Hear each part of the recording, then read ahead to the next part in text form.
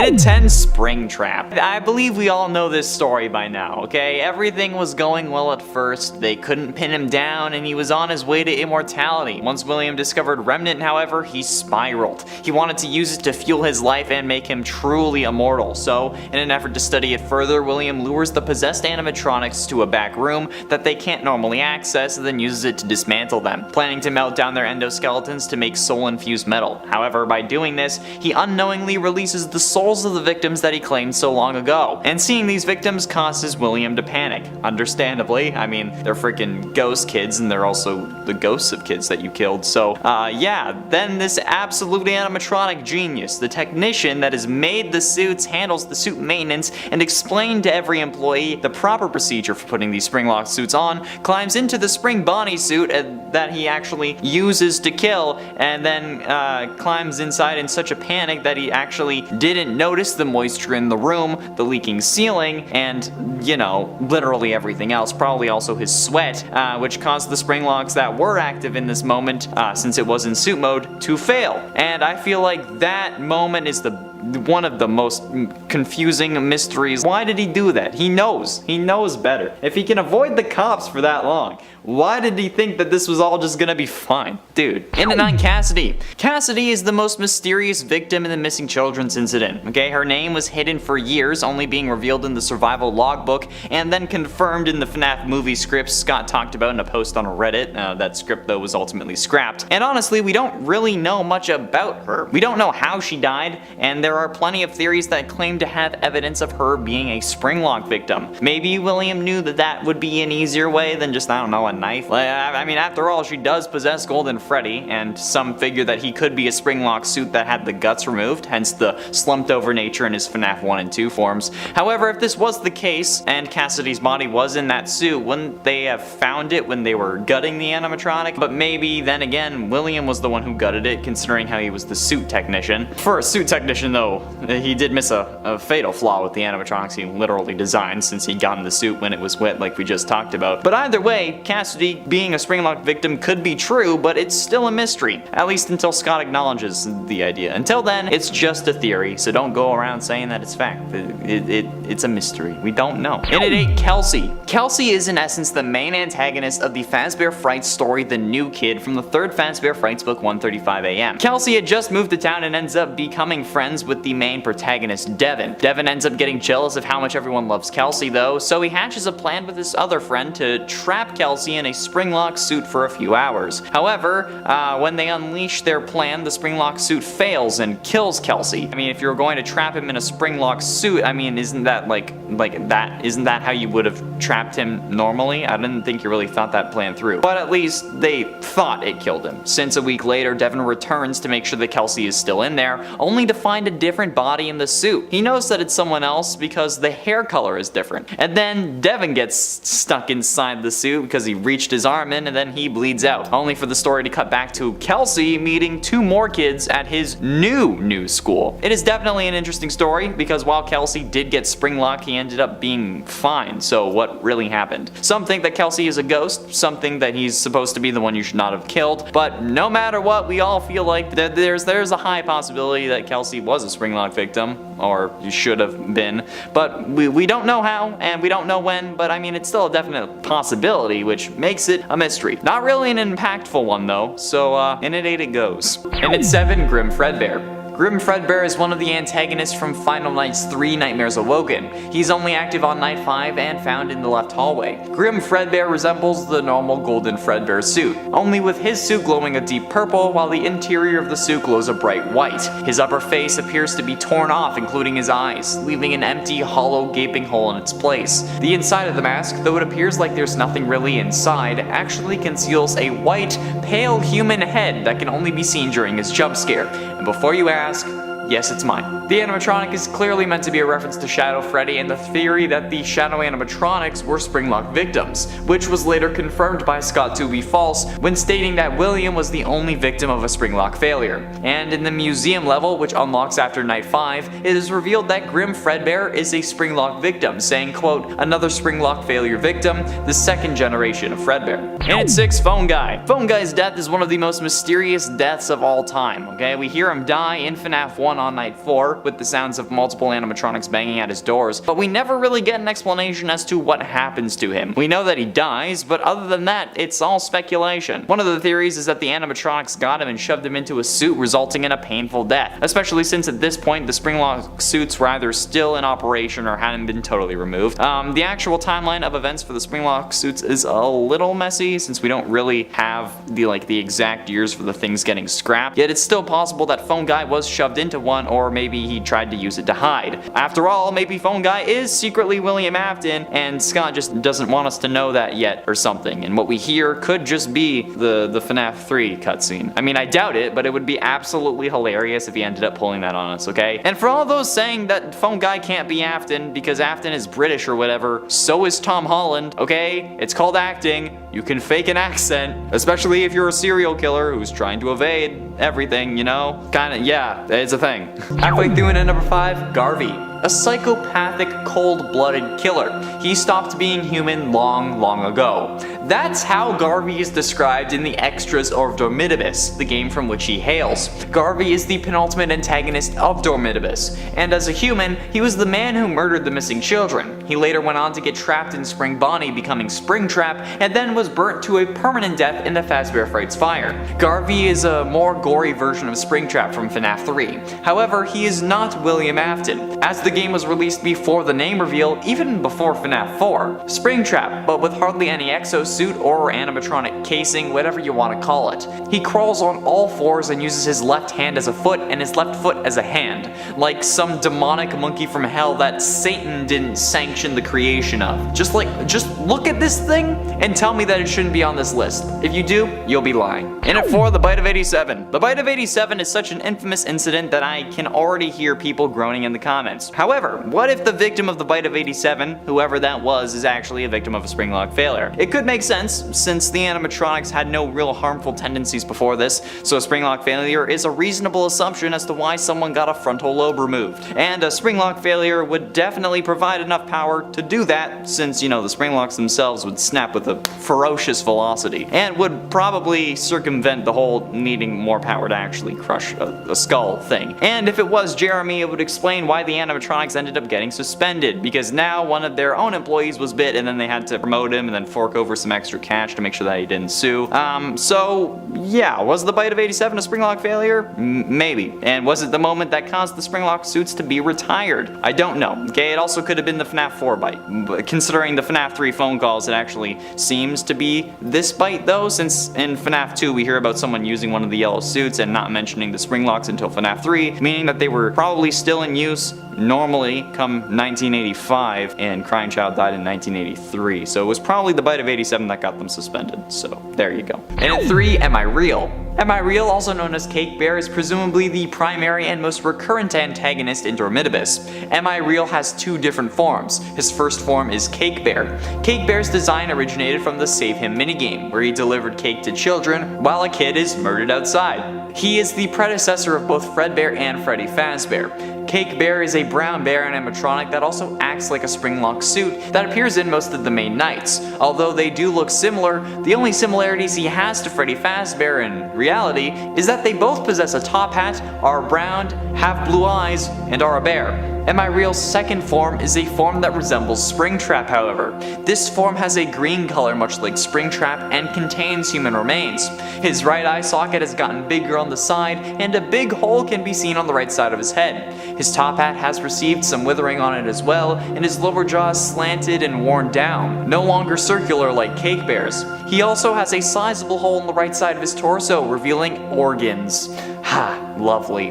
Rips and tears cover his arms, revealing more human remains. He also appears to be missing at least 1 finger on his right hand, and it's absolutely terrifying to look at. Of course, 3 out of 10 of these are going to be from Dormitibus. Like, what did you think was gonna happen? Did you watch the Dormitibus animatronics list? But ultimately, in number 2, Shadow Animatronics. One of the oldest theories is that the Shadow Animatronics are the first Springlock victims, and this comes to us after the FNAF 3 Phoneguy dialogue that mentioned multiple and simultaneous Springlock failures, which some interpreted as multiple Springlock suits failing at once, since the term Springlock in this situation is being used to describe the suit as a whole and not the actual individual mechanisms that make up the suit. So, So, the line of multiple and simultaneous Springlock failures could mean multiple of the Springlocks inside the suit failing at the same time, or just multiple suits failing. This led some to theorize that previous employees were killed in the Springlock suit, which is where the shadow animatronics come from. This is supported by the fact that these are both shadows of Freddy and Bonnie, the two animatronics that have Springlock versions. I mean, there are some holes in this theory, because, you know, one of them looks like Toy Bonnie, and Toy Bonnie's not a Springlock suit, but there is potential that this is the case, because again, designs consistency doesn't really seem to matter anymore. And finally, in at number 1, Double Trouble. Could William have suffered a Springlock failure before getting trapped in the Springlock Bonnie suit that we see in FNAF 3? It is possible, okay, and it certainly appears like this could be the case in the FNAF novels. Well, it is the case in the FNAF novels, but because of that, it could be the case in the games. Since William in the books is described to have scars that are consistent with a Springlock failure before actually becoming Springtrap in the books.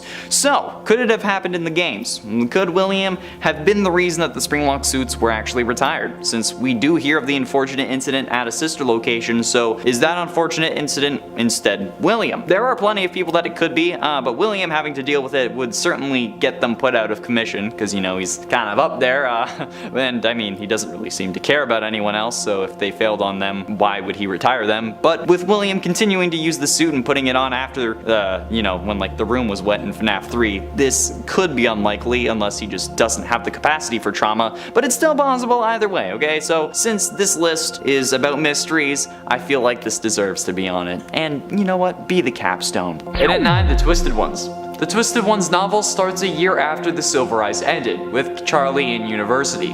One day, however, Clay Burke comes to see Charlie, and for some reason brings her to see a corpse with familiar wounds. This could either be because she would recognize them, or because she was working with the police, or because they had to advance the plot. I don't know, I haven't read the original novels, but I want to. However, looking at the wounds, she confirms that they are in fact a Springlock failure, meaning that we have an unnamed Springlock victim in the Twisted Ones novel. If this character does have a name, like if it's revealed later down the line or something, please let me know, because I couldn't find one online. However, while this may seem insignificant to you, the real horror of this number comes from what it signifies. This Springlock marks the return of William Afton, since at the same time, Clay also tells her that a blood sample they took from Afton showed that the body was a fake, or at least it was fake blood. The return of a killer, and the purple guy of all of them, that's pretty damn scary if you ask me. And it ain't the new kid. Continuing with the theme of FNAF books, what about the story The New Kid from 1:35 AM, the third Fazbear Frights book? The story revolves around Devon, Mick, and Kelsey. Devon and Mick are outcasts. They aren't popular, they aren't cool, but when the new kid Kelsey arrives at their school, they make a new friend, despite Kelsey being charismatic and adored by everyone else in the school. Over time though, Devon grows jealous of Kelsey, since Kelsey has everything that Devon wants. So in an act of revenge or to gain control, because you know that's kind of serial killery, Devon hatches a plan to lure Kelsey to an abandoned Freddy Fazbear's to trap him in a Springlock suit for a couple hours, to try to humble him, I guess. But the plan goes horribly wrong. After getting in the suit, the Springlocks fail, as expected, because you know this is a FNAF book, causing Kelsey's blood to soak into the fur of the animatronic and pull around the ground. Devon and Mick leave Kelsey for dead so that they won't get in trouble, but something doesn't feel right. So a week later, Devon returns to make sure that Kelsey's body is still there, for some reason. He sticks his hand into the animatronic's mouth to feel if it's there, and snap! The Springlocks fail yet again, as per usual, and Devon gets his hand stuck inside the suit and bleeds out, but not before seeing a body in the suit, but with black hair instead of Kelsey's blonde hair. If that's not scary, then you need to go see a doctor, because that's bone chilling. That's messed up. No. And at 7, Henry Emily. Now this is certainly an interesting case, because seemingly Henry has died multiple ways across FNAF canons, with his first apparent death being in FNAF World at the hands of Baby. His death in the novels seems to have happened before the Silver Eyes starts, and then he dies in FNAF 6 along with everything else. But could one of these deaths involve a Springlock failure or something having to do with Springlocks? I mean, maybe Afton offed Henry in one of these realities, finally actually, you know, took care of his worst enemy, or maybe Baby has some Springlock mechanisms that's inside of her that she used to kill Henry. I mean, hell, maybe Henry just climbed into the wrong suit at the wrong time, or maybe the right suit at the right time for him. It's a question that we don't really pay attention to, because, I mean, Henry's death doesn't mean much to the story, unfortunately. I mean, it's true, it doesn't. Henry dying doesn't really mean much overall for the FNAF lore, okay? We didn't even know that he was alive until FNAF 6, for God's sakes. So, maybe for irony's sake, Scott had him bite the dust in a quicker way rather than just burning him alive. And at 6, Grim Chica. The first Springlock victim in the Final Nights series, Grim Chica is a primary antagonist in Final Nights 3 Nightmares Awoken. Unlike others, she is not a Reaper animatronic. Grim Chica holds a strong appearance to the Springlock suit on the poster in the Night 3 cutscene, but her faceplates are very hard to spot and she's almost entirely purple. She really resembles Toy Chica. The glowing accents inside of her resemble a human corpse. She lacks a bib unlike the original Chica, and her overall body is very slim like the original Toy Chica, except for her hips, which appear to be much wider. Got the baby birth and hips. I regret that immediately. And she lacks shoulders or upper arms, with her forearms protruding from her armpits. Grim Chica is also revealed to be a Springlock victim in the museum level, saying, quote, "A victim of a Springlock failure, forever forced to haunt the suit she is wearing, now being manipulated by your sister and mother. Tried spray on tan, still very pale."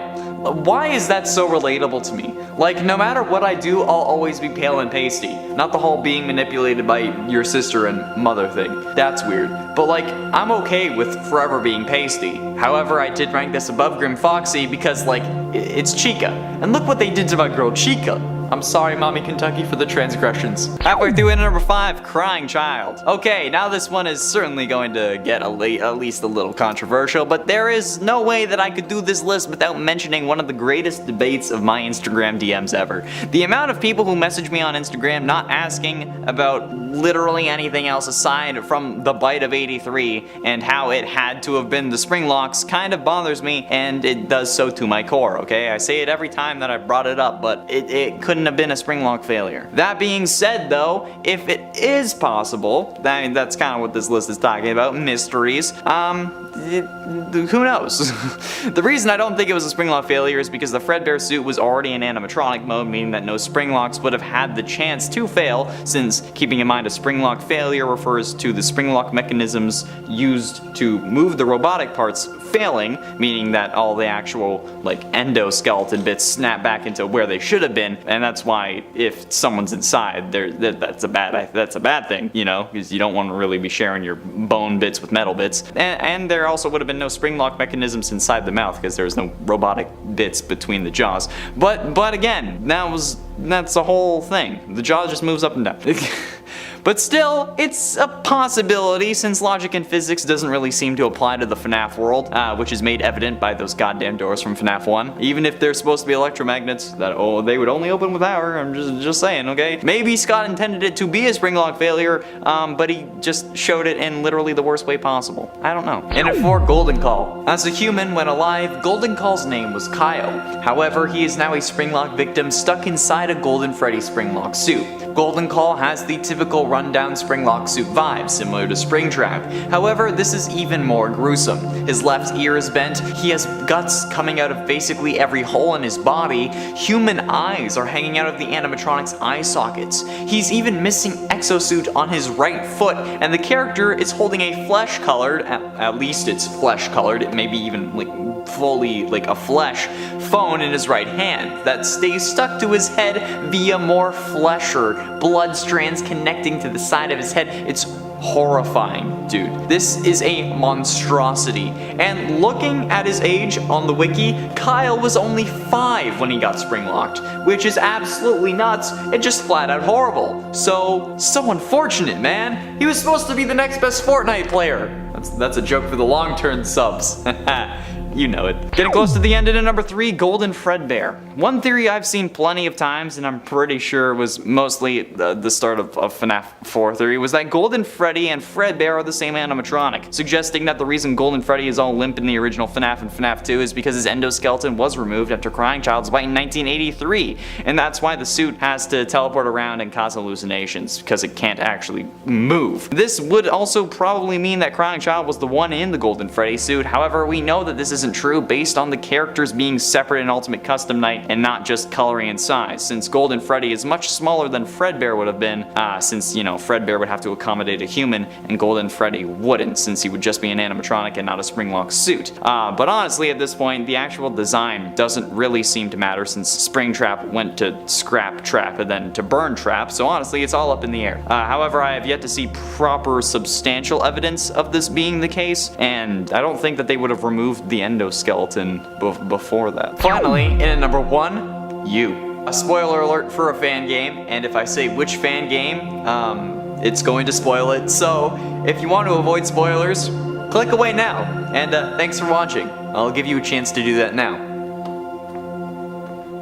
Okay, now that you've prepared for spoilers, A Shadow Over Freddy's is a FNAF fan game created by Phisnom on GameJolt. It released on April 25th, 2018, and since it was made by the same guy who is currently working on FNAF Plus for the Fazbear fanverse, you know it's bound to be good. The gameplay of A Shadow Over Freddy's is a hybrid between a traditional point-and-click game and a free-roaming horror game. The player wakes up to find themselves with no memories in a black and white abandoned Freddy Fazbear's Pizza, and is tasked with surviving 5 nights in escaping the restaurant. The player is given a different task each night and must complete said task before 6 AM and without being attacked by any roaming animatronics. However, the ending of the game has you getting trapped in a Springlock suit and left to rot, meaning that you are a Springlock victim, which is probably the scariest victim of them all, cause I don't know about you, but I'd rather not get Springlocked. Although I know there are plenty of you that would just love that. You'd fill the suit with liquids that aren't blood, and that's messed up. Like, I'm not one for kink shaming, but yeah, there's kinks, and then there's like being killed, you know? I don't know how else to put that.